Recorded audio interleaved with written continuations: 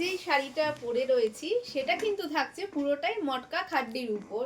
এর আগে তোমাদের মটকা দেখিয়েছি, তারপর মাশরুও দেখেছি, কিন্তু আজ তোমাদের জন্য স্পেশালি নিয়ে চলে এসেছি মটকা খাড্ডির কিছু দুর্দান্ত ডিজাইন।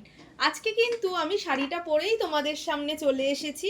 দেখতেই পাচ্ছ আমি একটা খুব সুন্দর গ্রিনের শেড পরেছি, আর পুরো শাড়িটাতেই থাকছে কিন্তু একটু আপ ডাউন করা একটা বুটি পাতার ডিজাইন, আর পাটটাও কিন্তু যাচ্ছে খুব সুন্দর একটা, পুরো বডিটাতেই কিন্তু দেখো একটা স্ট্রাইপের এফেক্ট রয়েছে।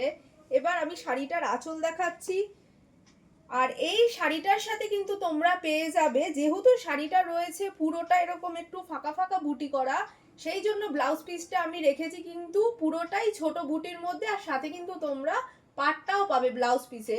চলো এবার কালার অপশনস গুলো দেখাই।